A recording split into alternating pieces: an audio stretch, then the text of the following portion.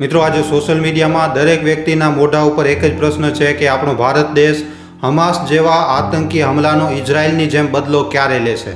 આજના આ વિડીયોમાં હું તમને જણાવીશ કે શું આપણો ભારત દેશ એ સ્થિતિમાં છે કે એ ઇઝરાયલ જેવો હમલાનો બદલો લઈ શકે. આ વિડીયોમાં હું તમને જણાવીશ કે જો ભારત અને પાકિસ્તાન વચ્ચે આવનારા દિવસો દરમિયાન યુદ્ધની શરૂઆત થાય છે તો આ બંને દેશો ઉપર આનો અસર શું પડશે.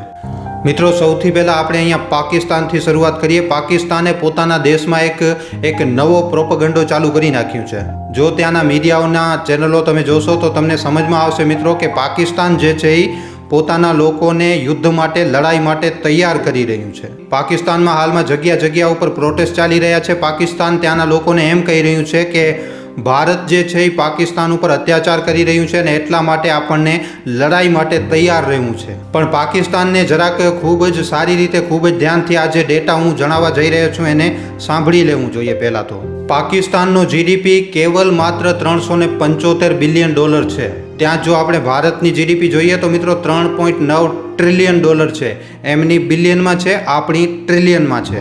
ફોરેક્સ રિઝર્વની વાત કરીએ તો પાકિસ્તાનની પાસે કેવલ માત્ર $8 બિલિયન વધ્યા છે. ત્યાં જો આપણે ભારતની વાત કરીએ તો મિત્રો $610 બિલિયન વધ્યા છે.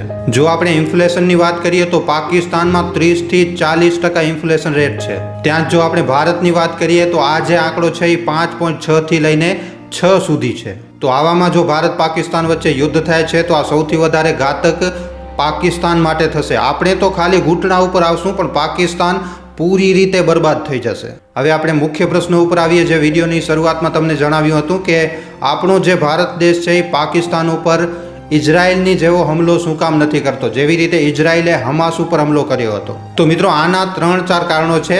પહેલી વાત, ઇઝરાયલ જે છે એ આખી દુનિયાની સામે પરમાનન્ટ વિક્ટમનો કાર્ડ પ્લે કરે છે. મતલબ કે ઇઝરાયલ આખી દુનિયાને દેખાડે છે કે અમે હંમેશાથી વિક્ટમ છીએ. હમણાં આપણે જોઈએ તો મિત્રો ઇઝરાયલ જુઓ, ઇઝરાયલ એકદમ નાનકડો દેશ છે. પહેલાં ઇઝરાયલ ખૂબ જ મોટો દેશ હતો પણ એના પછી ટુકડા કરતાં ઇઝરાયલને એક ખૂબ જ નાનો દેશ બનાવી નાખવામાં આવ્યો.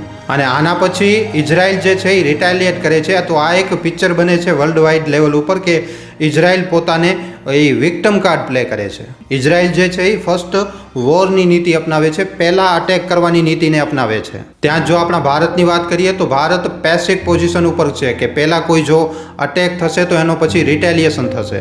ઇઝરાયલના લોકોની આપણે વાત કરીએ તો ઇઝરાયલમાં મિત્રો રાષ્ટ્રવાદી વિચારધારા છે જે છે એ એટલી વધારે મજબૂત છે કે એમના દેશના જો વિરોધમાં ત્યાં કોઈ વાત કરે છે તો ત્યાંની સરકાર અને ત્યાંની અપોઝિશન બંને એક સૂરમાં વાત કરે છે. પણ આપણા ભારત દેશમાં મિત્રો આ વસ્તુ નથી. આપણા ભારત દેશમાં વિચાર હજી પણ મિક્સ છે. રાષ્ટ્રવાદી હોવા ઉપર આપણા ભારત દેશમાં આજે પણ પ્રશ્નો ઊભા થાય છે. તો આ 2-4 કારણ છે જે આપણને જણાવે છે કે મિત્રો હાલમાં આપણે એ સ્થિતિમાં નથી કે આપણે ઇઝરાયલની જેમ પાકિસ્તાન ઉપર અટેક કરી શકીએ. જેવી રીતે ઇઝરાયલે ગાઝા પટ્ટીમાં અટેક કર્યું હતું એવી રીતે આપણે પાકિસ્તાન ઉપર અટેક ન કરી શકીએ. હમણાં આપણે એ સ્થિતિમાં નથી. ઇઝરાયલે ગાઝા ઉપર, ઇઝરાયલે આખા દેશ ઉપર અટેક નથી કર્યો. ગાઝા જે છે એ એક નાનકડી જગ્યા છે. તો આવી રીતે ભારત જો પાકિસ્તાન ઉપર હુમલો કરે તો ભારત અને પાકિસ્તાન આ બે નેશનનું યુદ્ધ ચાલુ થઈ જશે અને બંને દેશો પાસે ન્યુક્લિયર પાવર છે. જો આપણે ઇઝરાયલ અને ગાઝાની વાત કરીએ તો ગાઝા પાસે ન્યુક્લિયર પાવર નથી, ઇઝરાયલ પાસે ન્યુક્લિયર પાવર છે. અને આપણી પાસે ન્યુક્લિયર પાવર, જેમ કે પહેલે પાકિસ્તાન હંમેશા ડરાવતો હતો કે અમારી પાસે ન્યુક્લિયર બોમ્બ છે, અમે ન્યુક્લિયર પાવર છે, અમે ન્યુક્લિયર અટેક કરી નાખશું. તો પાકિસ્તાન આ સ્થિતિમાં બિલકુલ છે જ નહીં. પણ હા, પાકિસ્તાન તો પહેલાંથી જ પૂરી રીતે એક બરબાદ અને કંગાલ દેશ છે. જો યુદ્ધ થાય છે તો પાકિસ્તાનનું આ યુદ્ધમાં કંઈ વધારે જવાનું નથી, કારણ કે એ તો પહેલાંથી જ બરબાદ છે. પાકિસ્તાન ડેવલપમેન્ટના રસ્તા ઉપર પૂરી રીતે બરબાદ છે, એકદમ ઝીરો છે. અને જો પાકિસ્તાન યુદ્ધ કરે તો એ વધારે પોતાના દેશને બરબાદ કરશે. પણ ભારત માટે આ વિચારવાની વસ્તુ છે. ભારતે મિત્રો હમણાં ઊભો થવાનું ચાલુ કર્યું છે. ભારતે હમણાં જ ઇકોનોમિકલ રેસમાં ભાગ લીધો છે. અને આવી પરિસ્થિતિમાં જો હમણાં યુદ્ધ થાય તો આપણે ક્યાંક ને ક્યાંક ખૂબ જ વધારે પાછળ ચાલ્યા જશું. તો હવે પ્રશ્ન એ ઊભો થાય છે કે શું આપણે આવી જ રીતે હાથ ઉપર હાથ રાખીને બેઠા રહેશું? આપણે ક્યારે એક્શન લેશું? શું આપણે એ વાત જોશું કે પાકિસ્તાન ક્યારે આપણા ઉપર હમલો કરે અને પછી આપણે એનો બદલો લઈએ? તો મિત્રો, આ પ્રશ્નનો જવાબ છે ના. આપણને આજે એ સમય છે કે આપણે આપણા બળ ઉપર ઊભું થવું પડશે.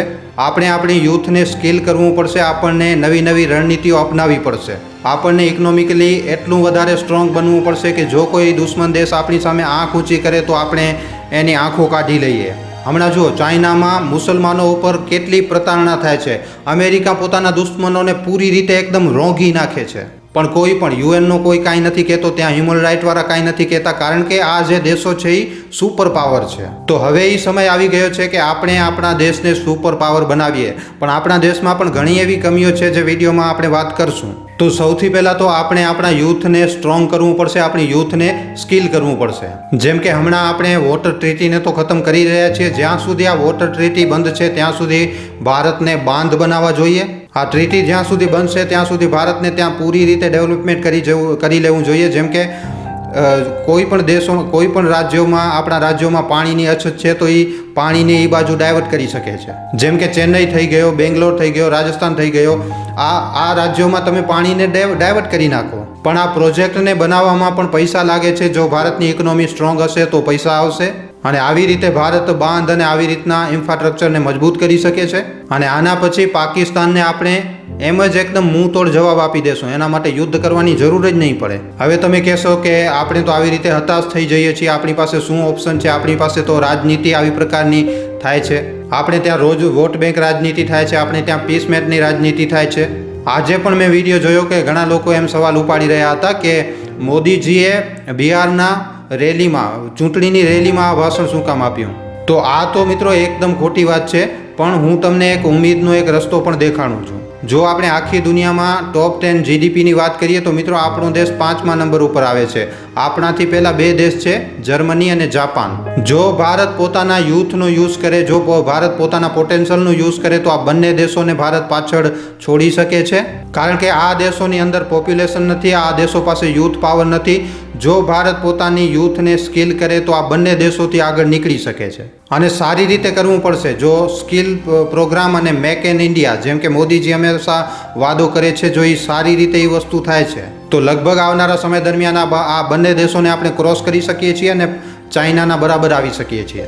ચાઇનાની જો જીડીપીની વાત કરીએ તો મિત્રો ચાઇનાની જીડીપી લગભગ $19 ટ્રિલિયન બરાબર છે, અને આપણી વાત કરીએ તો આપણી જીડીપી હમણાં લગભગ $3.9 ટ્રિલિયન આજુબાજુમાં છે. જો આપણે આપણી યુથનો વપરાશ કરશું, જો આપણે સારી રીતે કામ કરીએ છીએ તો આપણી પાસે યુથ પાવર છે. આપણે આવનારા સમય દરમિયાન એક મેન્યુફેક્ચરિંગ હબ બની શકીએ છીએ, પણ આ વસ્તુ કરવા માટે આપણી જમીન ઉપર ઘણું વધારે કામ કરવાની હજી જરૂર છે. આ એક મોટો સવાલ છે મિત્રો. આ સવાલ બધા લોકો કરશે કે જો તમે ઇકોનોમીને સ્ટ્રોંગ કરશો આવનારા સમય દરમિયાન તો આવી રીતના દેશ, આ પાકિસ્તાન કે બાંગ્લાદેશ આપણી ઉપર આંખ ઉપાડીને પણ જોઈ નહીં શકે. કારણ કે આપણે ઇકોનોમિકલના રસ્તાથી એ લોકોને એકદમ ડિપ્રેસ કરી શકીએ છીએ. તો આપણા દેશમાં જરૂરિયાત છે, સૌથી મોટી જરૂરિયાત છે કે ઇલેક્શનમાં કરવામાં આવતા વાયદાઓને પૂરા કરવાની. દેશમાં જરૂરિયાત છે કે જાત પાત મજહબથી ઉપર ઉઠીને દેશ માટે કામ કરવાની. દેશમાં જરૂરત છે ક્યાંક ને ક્યાંક એક ઇકોનોમિકલી ડ્રિવેક્સ પોલિટિક્સ કરવાની. આપણા દેશમાં જરૂરિયાત છે જાગૃતતાની. આપણા દેશમાં જરૂરિયાત છે કે આપણે જો યુદ્ધની વાત કરીએ છીએ તો આપણે ગોળા બારૂદ આ યુદ્ધની વાત ન કરીએ, આપણે ઇકોનોમિક યુદ્ધની વાત કરીએ કે જેનાથી આ પાકિસ્તાન થઈ ગયો, પછી બાંગ્લાદેશ છે, આવા દેશોને આપણે પૂરી રીતે એકદમ દબાવી શકીએ છીએ. આજે બાંગ્લાદેશ આપણા સામે આંખ ઉપાડીને જુએ છે, ચાઇના પાસે જાય છે અને કહે છે કે તમે જઈને ત્યાં એક રૂટ બનાવો ને એ રૂટમાંથી તમે અમારા દેશમાં આવીને ત્યાં એક પોર્ટ બનાવો અને અમારા દેશથી તમે ઇમ્પોર્ટ એક્સપોર્ટ કરો. તો આ એક સમય છે જ્યારે સરકારને આપણા દેશને એ હાઈ લેવલ ઉપર મોટિવેટ કરવું જોઈએ દેશના લોકોને.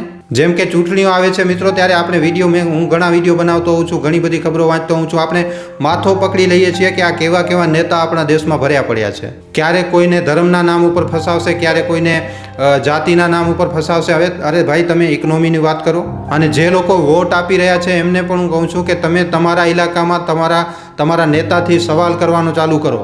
નેતાથી સવાલ પૂછો કે તમે અમારા માટે શું કર્યું, અમારા પ્રદેશમાં કેટલો તમે ડેવલપમેન્ટ કર્યું છે, અમારા પ્રદેશમાં કેટલો ઇન્ફ્રાસ્ટ્રક્ચરને તમે બૂમ કર્યો, અમારા પ્રદેશમાં કેટલો FDI તમે લઈને આવ્યા, અમારા દેશમાં કેટલો તમે વિકાસ કર્યો છે. જો તમે તમારા વોટને તમે દાન નહીં પણ તે એક તમાચાની રીતે આપશો ને, તો આપણા જે આવી પ્રકારના અમુક જે નેતા છે એ પૂરી રીતે એકદમ બરોબર રીતે લાઈન ઉપર આવી જશે. તો મિત્રો, આ વિડીયો ઉપર તમારા શું અભિપ્રાય છે, અને જે ભારતના પહેલગામમાં જે ઘટના બની છે, જે આતંકવાદી હુમલો થયો ને એના વિરોધમાં હવે ભારતને કેવા કડક પગલાં લેવા જોઈએ, આના ઉપર તમારો શું કહેવું છે નીચે કોમેન્ટ સેક્શનમાં લખીને જરૂર જણાવજો.